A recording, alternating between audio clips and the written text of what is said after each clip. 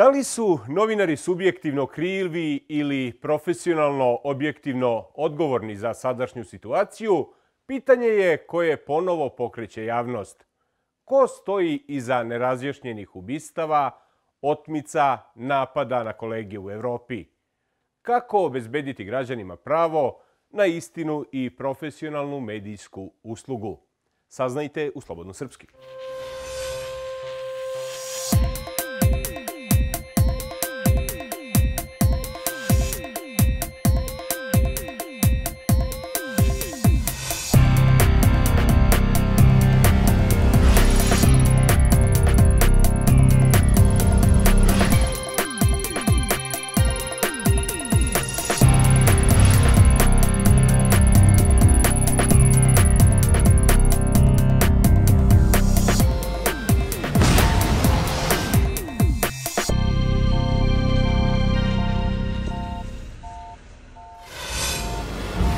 Gost naše emisije ekskluzivno Rikardom Gutierezom, generalni sekretar Evropske federacije novinara. Gospodine Gutierez, dobrodošli u Slobodno Srpski. Thank you for your invitation. Vi ste ovih dana bili na konferenciji o ubijenim i nestalim novinarima na Kosovu, koji su u saradnji sa OEBS-om organizovali Udruženje novinara Srbije i Udruženje novinara Kosova. Šta je na vas ostavilo najjači utisak od onoga što ste čuli i videli? Well, for me it was rather impressive to listen to the testimonies of the families of the victims.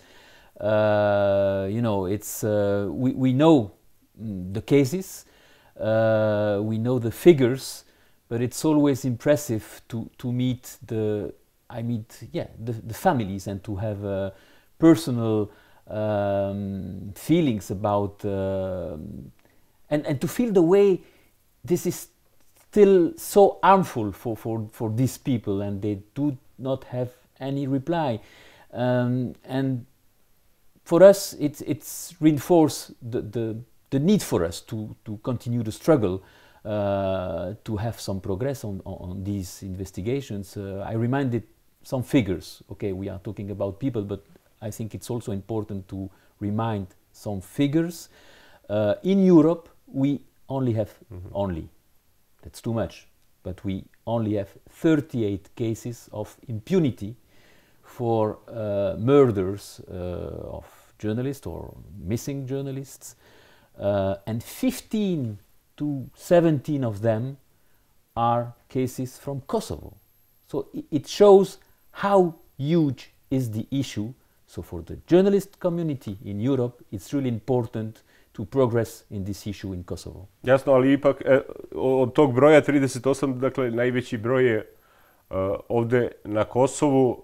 Dakle, u tom periodu od 1998. do 2005. godine ubijeno je i kidnapovano 15 novinara, kasnije smo, zapravo 14, kasnije smo došli do podataka za još trojicu novinara. Ovi slučajevi do danas još uvijek nisu rasvetljeni, 4 novinara se i dalje vode kao nestali. Kako razumete i komentarišete te činjenice? I gde bi trebalo tražiti krivce? Neposredno pre i posle napada, možda i danas? Gde? I would say that it's a global disaster. You know, it's a failure, a global failure, a failure from national authorities, a failure from international authorities, international organizations, a failure for the profession. You know that in our annual meeting 1 year and a half ago, we voted all together, all the journalist organizations from Europe, we voted a resolution asking for some progress, calling on local authorities and intergovernmental authorities to make some progress on these investigations. And I think we had some impact.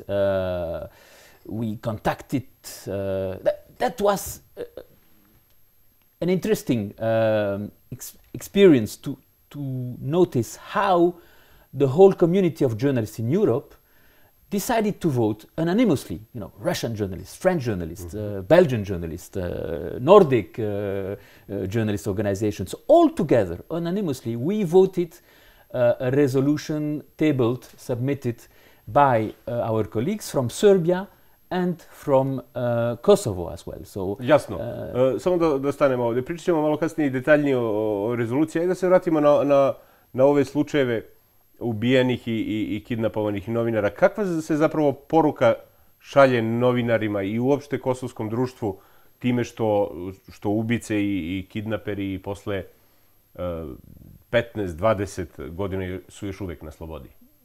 As I told you, it's a disaster, because we know that impunity, leaving cases of impunity, is a message to those who wants to attack journalists. You know, it's an open door. It's a call for people to attack journalists. So we should really focus on impunity and tackle impunity, combat impunity in a very, I would say that it's a vital issue for journalists to tackle this. And the level of impunity in this country is so high that it's not possible to give up. You know, we should continue to combat. We should continue to put pressure on local authorities, intergovernmental authorities, international authorities, to make progress. It's not possible to remain with such a high level of impunity cases in the country, because it will open the door to more violence against journalists. Jasno, pomenuli ste vi ovu rezoluciju, ali pre toga još ovo da vas pitam. Imam utisak da ubijeni i oteti novinari sa Kosova se malo spominju na tim nekim međunarodnim konferencijama i forumima gde se govori o slobodi medija, bezbednosti novinara i slično. Zašto je to tako? Ili možda ja grešim? Time is not helping us, you know. 20 years now. So that's why it was important for us to vote that resolution. It's a way for us to give more visibility to the case, to remind to those in charge that we are not forgetting those cases, and we will keep it.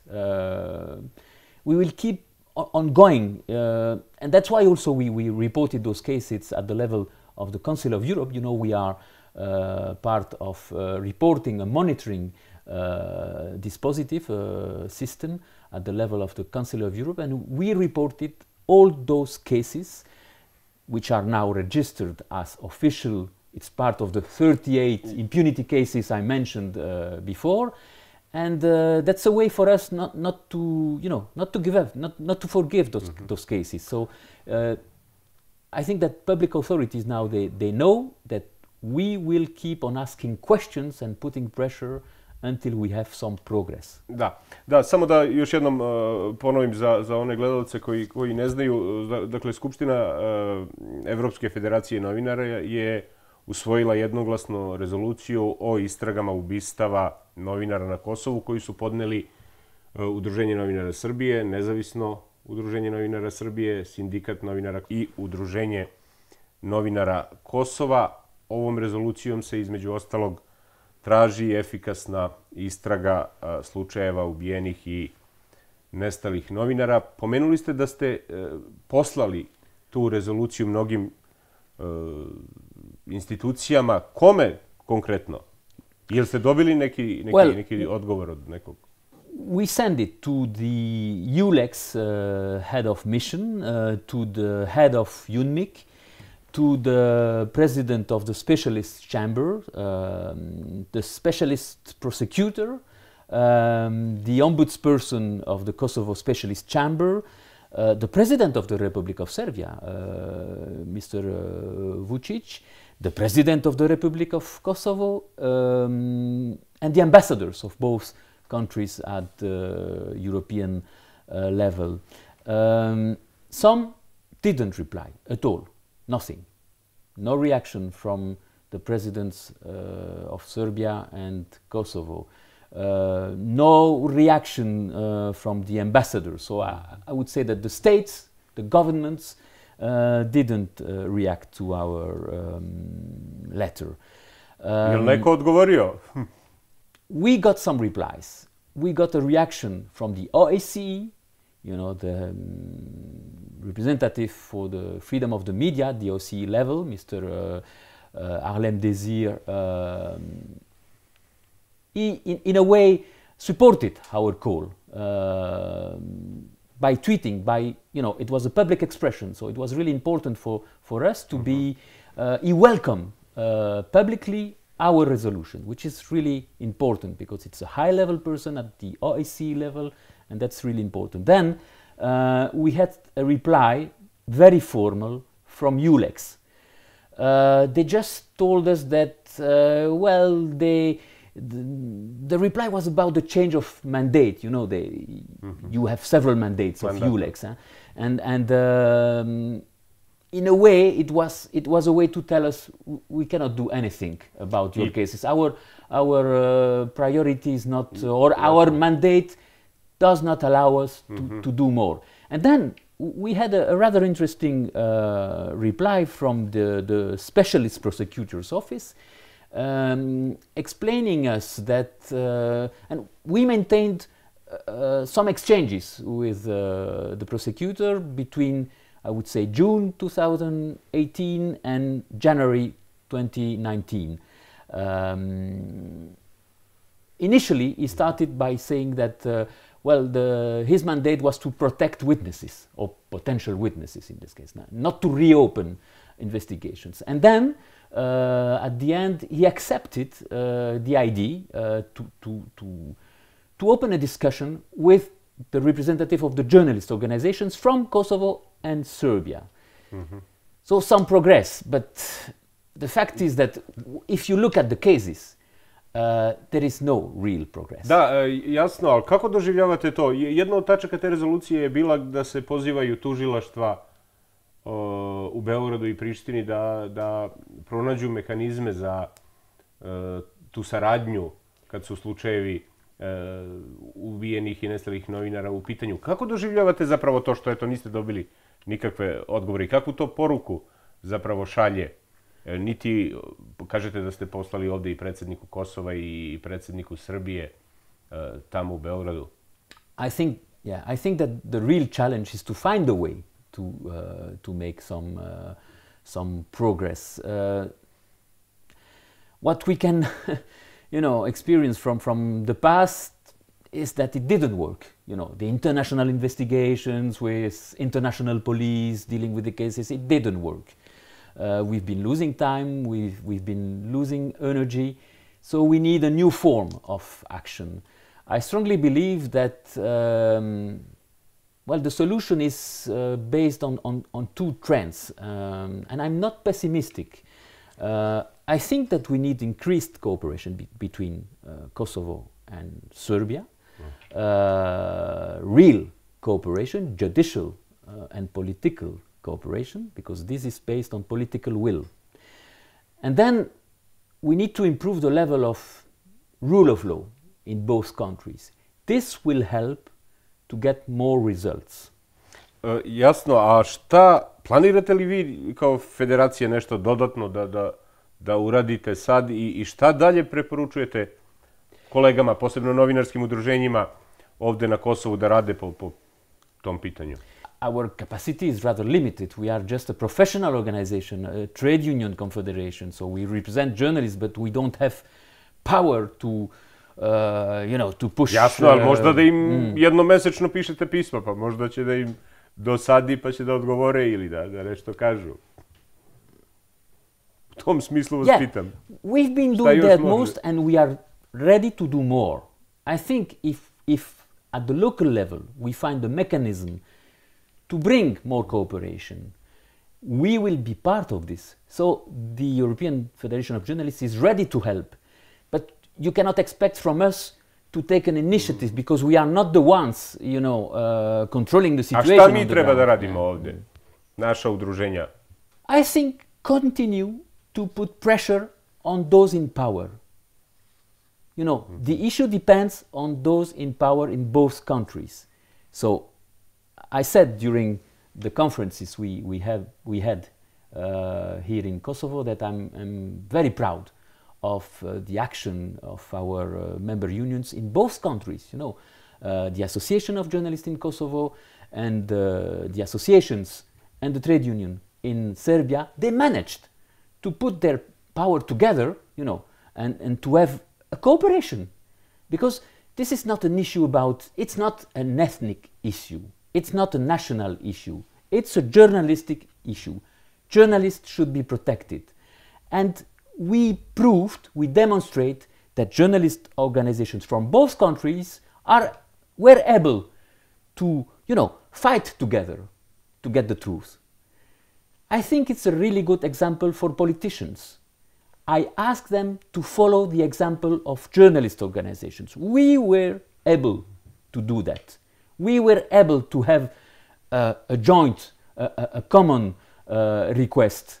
So please, I ask politicians to do the utmost, you know, to take action on these investigations. We know that there are some clues, there are some elements able to promote the investigations in both countries. No. So we need now them to cooperate in a very efficient and real way, not just by words, because, you know, of course, there is a kind of narrative about normalization between the two countries. But we know that in reality, we are not having this real cooperation on the ground now. Dobro, pored tih ubistava i otmica koje smo imali pre 15-20 godina, ovdje na Kosovu imamo i oko 20 do 30 napada na novinare godišnje, bilo da su fizički napadi, pretnje i slično, a većina tih napada ostaje takođe nerasvetljeno ili ako dođe do rešavanja onda su to neke minimalne kazne. Ko je i kako najčešće pokretač tih napada na novinare zapravo? Gde tražiti krivce? Ne mislim sad samo na Kosovo, nego generalno. No, of course, it's a global trend. Yeah. You know, I mentioned the Council of Europe platform for the protection of journalism and the safety of journalists. Since April 2015, so in the last 5 years, we reported in Europe, in the 47 member states of the Council of Europe, 642 violations of media freedom. That means attacks, and 642 including 26 killings of journalists, 26 murders of journalists in Malta, in Denmark, in Slovakia. So we are facing in Europe a really tough situation. And I think that the reaction from journalist organizations is to make noise about it, to tell politicians, to tell citizens that this is not possible in a democracy. And that, for those cases you mentioned, we should make noise. We should report about it. We should monitor those cases. And it's a way to push, you know, politicians, but also citizens to realize that, you know, if by killing journalists, by harassing them, by multiplying judicial cases against them, we are killing democracy. Gledate Slobodno srpski, gost emisije Rikardom Gutierezom, generalni sekretar Evropske federacije novinara. Vidimo se posle kraćih predaha. Novinari ne stradaju, kao što rekao smo, samo u ratu i ne samo na Kosovu. Posebno su na meti novinari koji se bave tim istraživačkim novinarstvom, a odgovorni su po pravilu često NN lica, iako do napada dolazi i u uređenijim pravnim sistemima, da tako kažem, nego što je Kosovo. I sami ste rekli da Evropa više nije raj i bezbedna sredina za novinare. Zašto? Zašto kod vas? Hajde kod nas, pa i da razumemo nekako rat, postkonfliktno društvo i tako dalje. That's true. I would say that 10 years ago we used to focus on some usual suspects countries like Turkey, Russia, Azerbaijan. Now we are facing a global decline of media freedom in every single country in Europe. Of course, the level is not the same from a country to another. In Turkey, we have over 150 journalists in prison. That's not the case in France. But in France, we faced in the last months many attacks by police officers on journalists, covering the Yellow Vest demonstration. So we really notice a global decline of media freedom in every single country. And I think that... A gde je najgore, gde je najbolje? Mislim, pomenuli ste malo pre da je u Evropi u poslednjih 5 godina ubijeno 24 ili 26 novinara, je li tako? Yes, 26 killed journalists in France, Charlie Hebdo. 26, od toga 13 je ubijeno na teritoriji Evropske unije, a mnogi su i po zatvorima, u Turskoj rekao ste 150. Gde je najgore, gde je najbolja situacija po tom pitanju, kad je bezbednost novinara u pitanju? If we look at the global situation today, I think that Turkey is really... but it depends what criteria you take into consideration.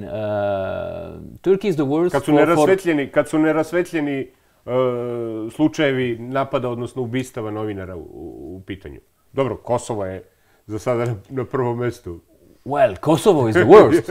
Ali kako gde je u Evropskoj uniji? Gde je u Evropskoj uniji? If we look at impunity for murders, Kosovo is the worst with 15 to 17, depending on the way you count the cases.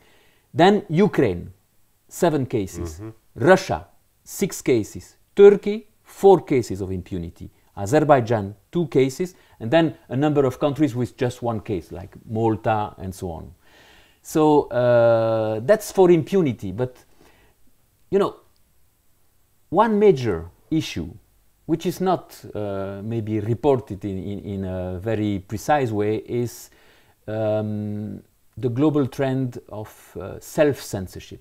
So many journalists today, and you don't have figures about it, but many journalists, we have some figures, because we organized a survey together with the Council of Europe, coordinated by the Council of Europe, and we interviewed 1,000 journalists, so it's big in Europe, in the 47 member states of the Council of Europe zone.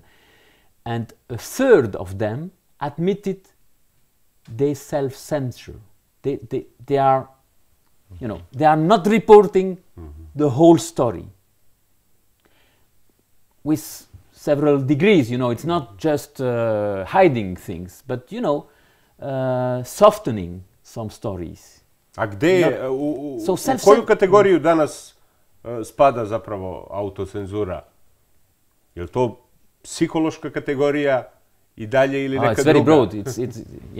It's very broad, and it's difficult to report about it because we don't know the real figure. It's very difficult for a journalist to admit that you are self-censoring yourself. It's like admitting that you are not doing the job. So I think that the figure is much worse than this. 30% is the declared figure, but I think the real figure is much higher. And of course you have plenty of degrees of levels of censorship. So sometimes it's just to soften a news, not to make it too sharp. Sometimes it's to hide something. I don't refuse to cover something because it's dangerous, because I will have problems. I want to keep my job, so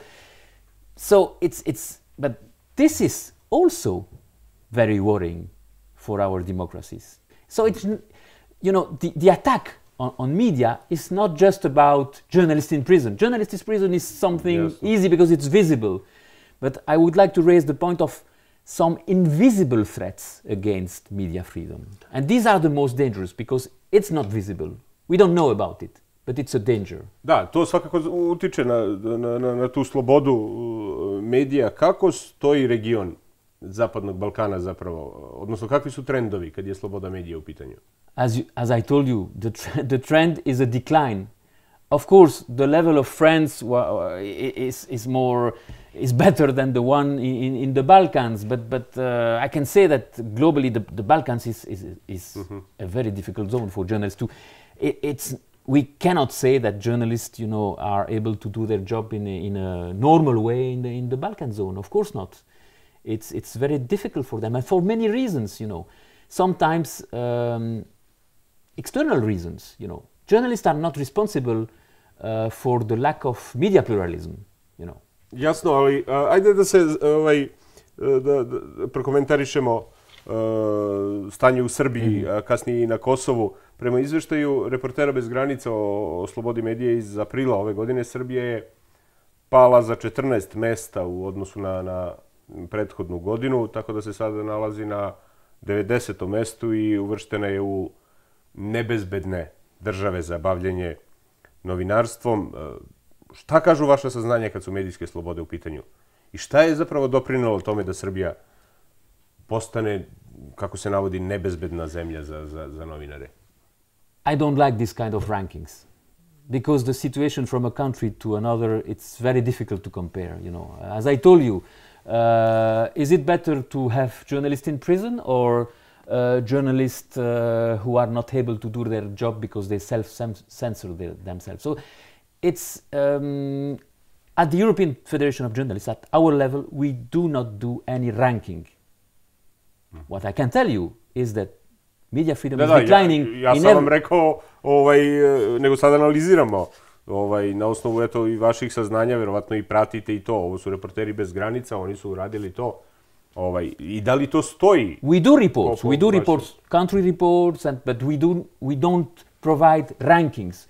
We never say it's better in Turkey than in, because it's bad in every single country, that's sure, and not the same kind of threats, the same Da, ali ja sam vas konkretno pitao za Srbiju sad, eto, pošto i često političari u Beogradu, ali i ovdje kod nas, zapravo i na Kosovu, kojima se ne sviđa pisanje pojedinih novinara i medija, skloni su da demonizuju novinare, predstavljaju ih kao domaće izdajnike, strane plaćenike i tako dalje. I time podgrevaju tu atmosferu linča. I agree. Serbia is not a safe place for journalists. And one of the problems in Serbia is the constant vilification of journalists by those in power, by politicians, you know.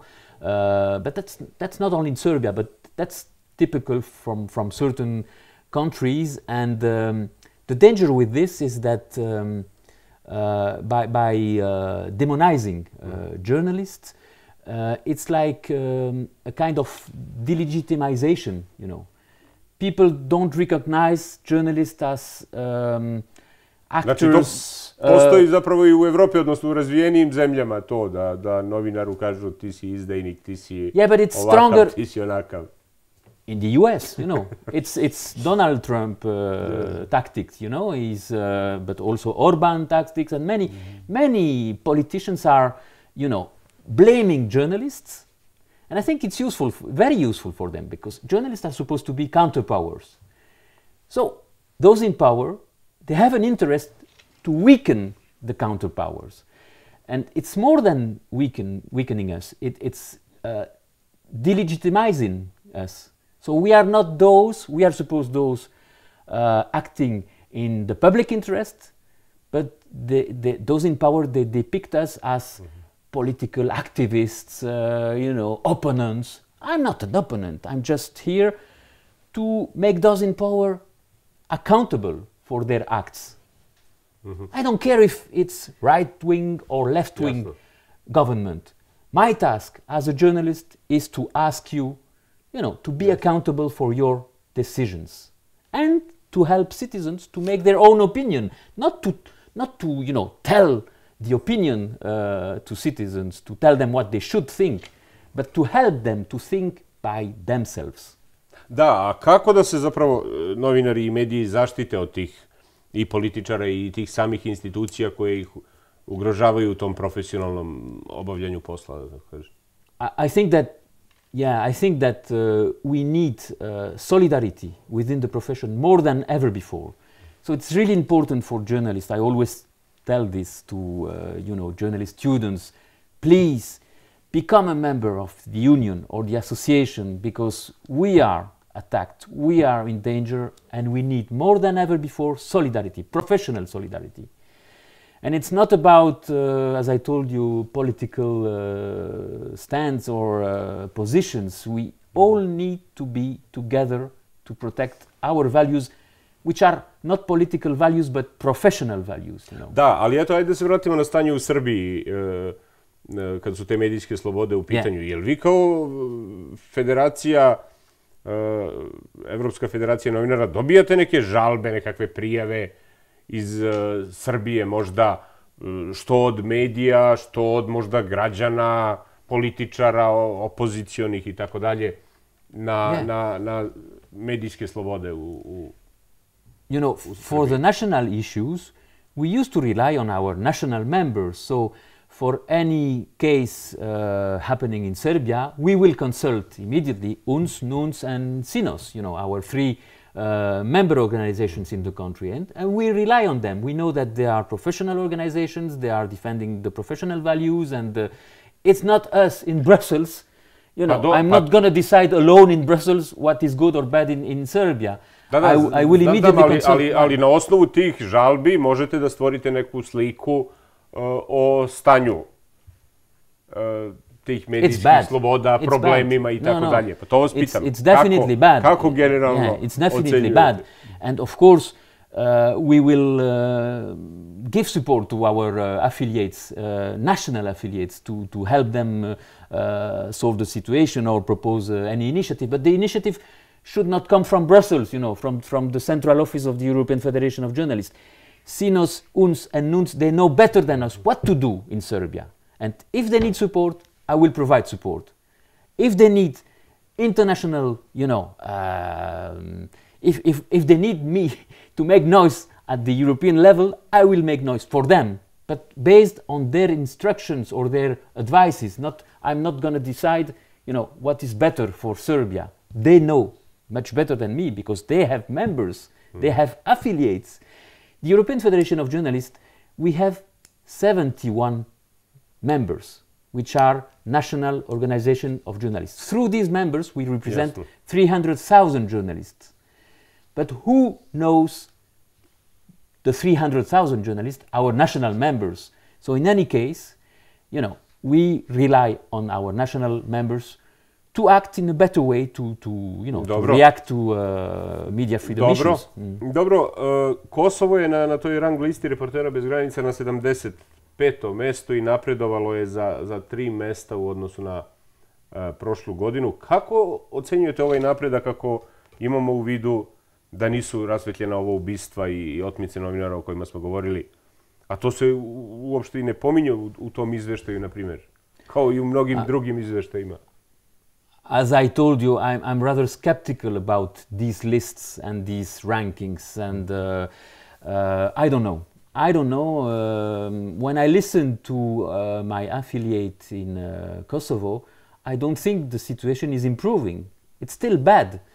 There are still problems.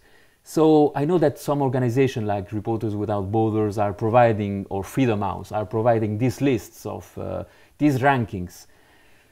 But to be honest, I don't think we should rely on these rankings. I rely on what my members, my affiliates, say to me, and what they say in Kosovo. I can tell you that the situation is not better now than 2 years before.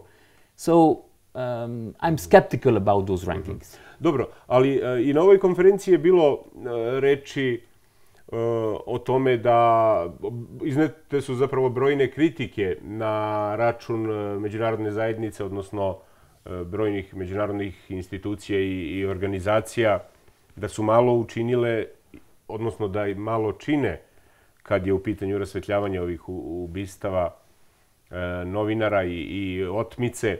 Vi ste također pomenuli u jednom momentu Evropsku uniju, Evropsku komisiju. Na koji bi način i da li može zapravo Evropska unija da izvrši neku vrstu ili pritisaka, ili odnosno, kako to se diplomatski kaže, da ohrabri institucije i na Kosovu, a i u Srbiji, da sarađuju po tom pitanju i da se otkriju ti počinioci? Jer postoje mehanizmi koje može da iskoristi međunarodna zajednica zapravo? Yeah, we know that through the progress reports for the admission to the European Union, the European Union can have some impact, can put some pressure candidate states. So they've done it recently for Serbia. They complimented Serbia for progress in the fight against corruption, for example.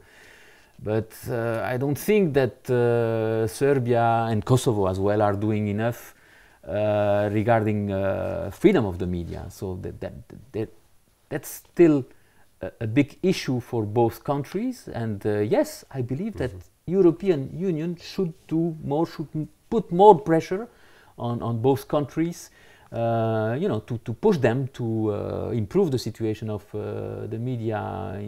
But it's always easy to blame international organization. I really believe that the key is in the hands of those in power in the country. It's always easy to, the European Union is not doing the job. UNMIC is not doing the job. ULEX is not doing the job. But what are you doing, at the national level? Who has the real power to activate investigations and to cooperate? Jasno, ali evo, formiran je specijalni sud, upravo verovatno zbog toga što domaće pravosuđe, a i EULEX i UNMIC nisu bili u stanju da sve to završe. Jel očekujete da specijalni sud razreši neki od ovih slučajeva? That's why I told you that we need a new model. And we talked about it during the conference. There are new ideas based on national cooperation. I think that we need more national cooperation, a better situation of the rule of law in both countries. This will help. And European Federation of Journalists, EU and OSCE can help, but don't ask them to find the solution. The solution is in both governments. Bilo je jedna od inicijativa, odnosno predloga, i da se formira međunarodna nezavisna komisija koja bi za početak prikupila sve te podatke koji su rasuti po raznim tim institucijama, počev od UNMIK-a, EULEX-a, domaćeg pravosuđa, pa u Beogradu takođe. Šta mislite o tome? That could be an option, but in any case, if we do that, we really need political willing from both governments. So an international commission without the cooperation of Serbian state and Kosovo state, it won't work. We really need national commitment to go ahead with these investigations. And then, if we have an international commission and the European Federation of Journalists will be pleased to participate or to help or to promote that kind of commission. But what we really need is national government's commitment. Dobro, vratimo se na neke druge teme. Online mediji, ali i tabloidizacija tih tradicionalnih medija doveli su do poplave, da tako kažem, lažnih vesti koje se brzo šire, a vrlo sporo gase, odnosno demantuju. U kojoj meri zapravo internet, odnosno te društvene mreže, ugrožavaju ozbiljno novinarstvo danas? Well, maybe some people are not able to do the difference, to make the difference between reliable media and a non-reliable one. So I think we have a responsibility as journalists to be maybe more transparent about the way we work, more ethical as well, because we should demonstrate that we are reliable. It's our task, journalist task. We are the reliable media, and we can demonstrate it by being transparent, by being ethical. So the respect of ethical rules are more important than ever before. There is a global mistrust. We are facing the lack of trust of citizens. And to reverse the situation, we need to show, it's on it's our duty to do that. Not waiting for any European Federation statement or rule. A kako da se građani, odnosno konzumenti tih informacija zaštite od lažnih vesti? I šta vi radite u borbi protiv tih lažnih vesti, recimo? I think that the best antidote to fake news, to disinformation, is professional journalism. So the biggest danger in this issue is letting the governments decide, or for example in France, President Macron proposed an anti-fake news law. Do you really think that we are going to tackle fake news by a law? A law? Of course not. Of course not. A judge cannot, decide what is real or not real in a legal procedure, and then close down a website, and it's censorship, and it's awful. So any measure, any governmental measure which will appear as a restrictive measure is bad. I think we will tackle fake news by professional journalism, media literacy. We should give tools to citizens to understand what is real, what is, but not tell them, help them, empower them to decide themselves, okay, this news is maybe not so reliable. I have tools to control or to verify the source and so on. So let's empower citizens by media literacy, not just for children. I think adults needs to be, also engaged in these media literacy programs. And let's promote professional journalism, not quality journalism, because it's subjective. What is quality journalism? But professional journalism, we know what it is. So journalists paid for their job, doing their job in an ethical way. So let's promote ethical councils, press councils, media councils, self-regulation, not regulation by the state, self-regulation, the profession together with the civil society. And so that's the best way to tackle disinformation. Dobro, pre nego što odemo do naših građana i vas da pitam samo kratko, da li više koristite televiziju ili internet da bi saznali vesti sa Kosova ili ovog našeg regiona? Both, but my main source regarding the information, the news in Kosovo is my affiliate in the country. Dobro, sada idemo na ulice Prištine, Gračanice i Severne Mitrovice. Naše građane smo pitali da li više koristite televiziju ili internet da bi saznali vesti sa Kosova, pa da vidimo šta kažu. Ja koristim to, da kažem, podjednako, a što se tiče interneta, uvijek mi je internet pre ruci sa mobilnim telefonom, ali informišem se dosta i preko interneta i preko televizije, ali mislim da se brže saznaju vesti na internetu nego na televiziji. Ne, više gledam i interesiram televiziju. Šta najviše pratite? Vala pravo da ti kažem kulturu. Politiku ne. Televiziju, ja nemam internet. Televiziju, ja pratim vesti jer ja sam ozbiljan čovjek u godine. Prilično mi stari ljudi televiziju više, pa i u internetu. Šta najviše pratite? Molim? Šta najviše pratite? Pratim sve događanje u svetu, u Evropi, pa u našoj Republici Kosovo. Pa više televiziju, zato što ima i pouzdane informacije, dok je na internetu sve laže. Internet. Zašto internet?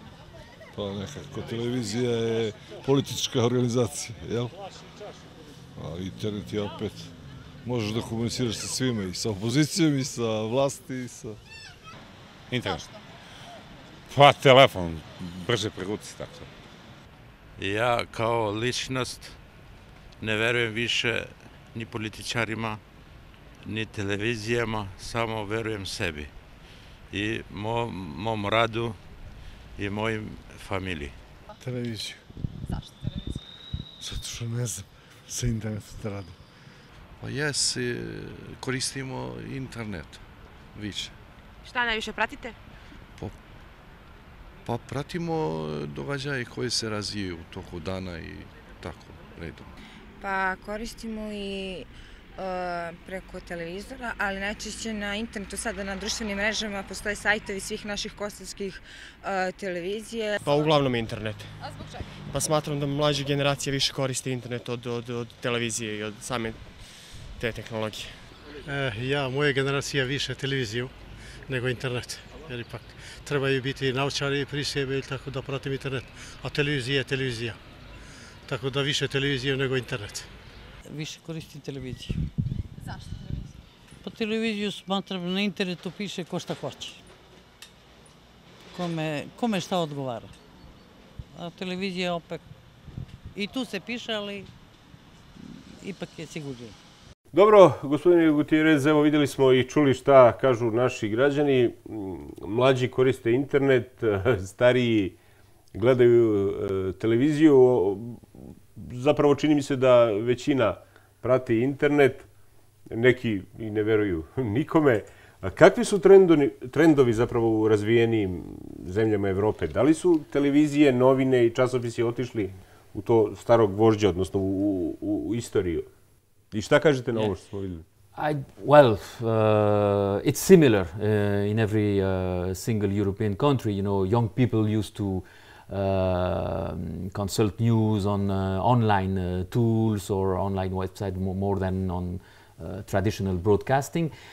But I don't really think the debate is about, the real challenge is about the media, the kind of media. You can find quality reporting, reliable reporting online or on TV, and you can find bad reporting, bad quality journalism online and on TV. Da, jedan građanin reče da na internetu može da piše ko šta hoće, svašta, i da zato on ne veruje tome što pročita. Pa to sam vas malo prije pitao, koliko su ti online mediji zapravo? The real challenge on internet is to find the good sources, the reliable ones, but you can't find really reliable sources on the internet, so it's not a good reaction to blame one kind of media. Online is bad and TV is good. No, I don't think so. I think the real challenge is to help citizens to identify which media outlet or newsroom is reliable and which is not. And it's not a problem of online or not online. You can find very good reporting online. Of course, the important thing is to help citizens to identify the good sources. But that's not a question of type of media, I think even on TV you can find awful things and some programs delivering gossips all day long. So I don't think that the real debate is there is no good or bad media. U nastavku, ko je Rikardo Gutierez? Rikardo Gutierez je generalni sekretar Evropske federacije novinara od 2013. godine. Član je izvršnog odbora ove međunarodne organizacije od 2016. godine, a pre toga je radio kao docent na univerzitetu u Briselu. Imao je i uspešnu novinarsku karijeru, posebno se baveći medicinskim temama i zdravljem stanovništva. Napisao je veliki broj stručnih tekstova i publikacija, od kojih se posljednja zove Novinari pod pritiskom. Ima li nekih savjeta za kolege u toj knjizi? Mislim, kako raditi pod pritiskom? One of the main findings of this book is that many journalists consider it normal to be under pressure. It's part of the job, to be harassed, to be attacked. And my advice to them is that please do not consider it's normal. It's not normal. We should not normalize the attacks or the harassment of a journalist. We should report about it, report to the police, report to the union or to the association. We should make noise about it. So that's the case with many female journalists. It's easy to sexually harass a female journalist online because you are hidden by your... Da, kod nas čak i u konkursima nekim, kad se oglašava radno mesto za neko rukovodeće mesto u mediju, ne znam, glavni urednik, direktor nekog medija, tamo piše da je jedan od uslova da je kandidat spreman da radi zapravo pod pritiskom. Je li tako i kod vas? Yeah, but I don't think we should accept this as normal. That's true that it's a difficult profession, that it's not easy for young journalists to find a position, but I don't think we should accept the unacceptable.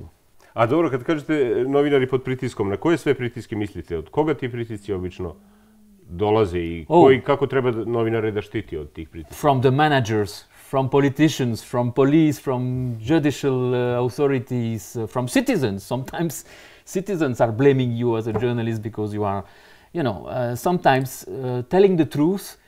Some truths are inconvenient from citizens. So I think we are the target of anyone. Da, jasno. But we should not accept it as a normal thing.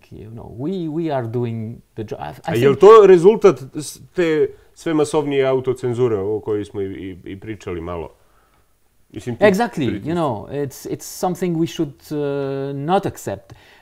This study showed that a large number of journalists reacted to pressure by being more tough, more journalistic.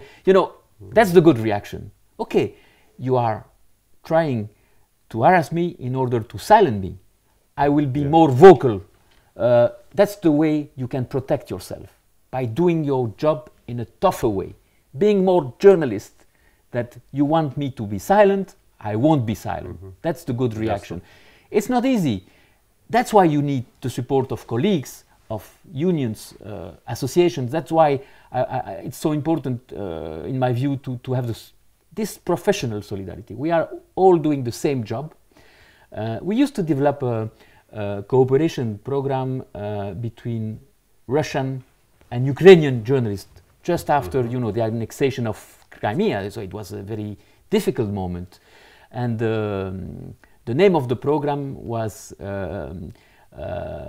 Two Nations or Two Countries, One Profession. Countries can have different political views, but as journalists, we have just the same values. It's one profession.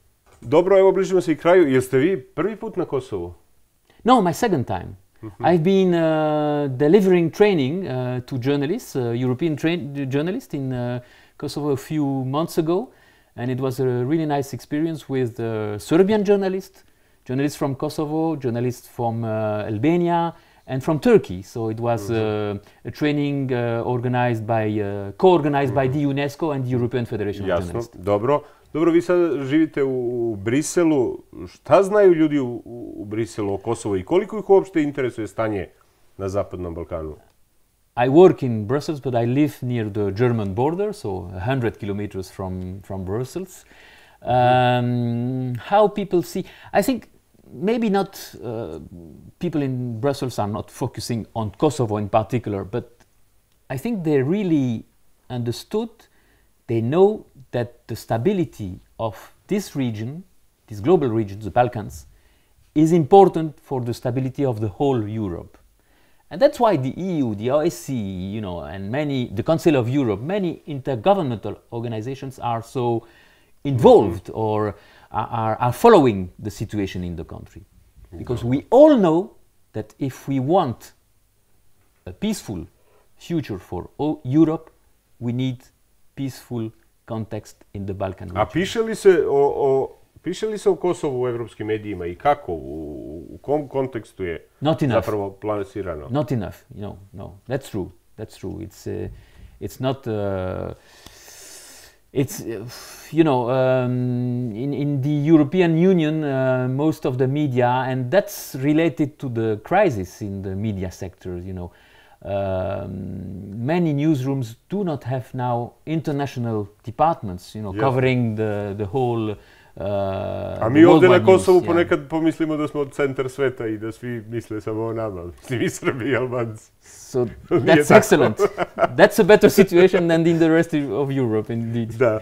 Dobro, idemo ponovo do naših građana i njih smo pitali. Imate li utisak kako je Kosovo plasirano u stranim medijima? Pa da vidimo šta kažu. Pa mislim da je pozitivno, previše pozitivno. Zašto to mislite? Zašto pozitivno? Pa zato što ih forsiraju. Mnogo. Pa što se tiče stranih medija nisam baš nešto kompetentan da kažem, ali verovatno teže da budu plasirani kako treba pozitivno, a sad kakav je njihov sud, odnosno kako to strani mediji ocenjuju, ne znamo. Tako da, to je to. Pa kad ima negativni ljudi, Ja mislim da je negativno, jer ovde ima mnogo dobrih ljudi, ali nema oni koji su na vrhu, ili u politici, ili u novinarstvu, bilo svega. Oni se plaćaju od strane, kako da kažem, što ne želuju dobro Kosovu. Pa nisam razmišljao o tome. Mislim da je negativno. Zašto? Pa zato što se sve kotira loše. Mislim da je sve kako oni zapadni ljudi misle da treba da rade. Mislim da oni to najbolje oslikavaju. Mislim da na pogrešan način oslikavaju nas. Pa, zavisi. Zavisi od svega, da li ste Srbin ili ste Albanac.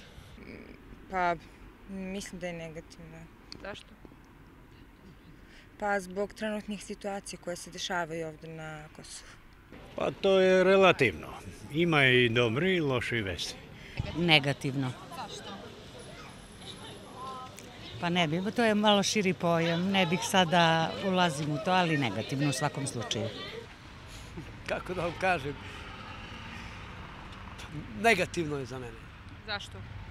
Zato što Evropa gleda za svoj korist, ne gleda za naš korist. Ne znam, ne bi znao da... Šta mislite kako? Pa mislim negativno. Zašto? Pa koja je to država, mislim. To je izmišljena država. Niti može rentabilno da posluje, niti nema proizvodnje, nema ništa, šta živimo od donacije, jel?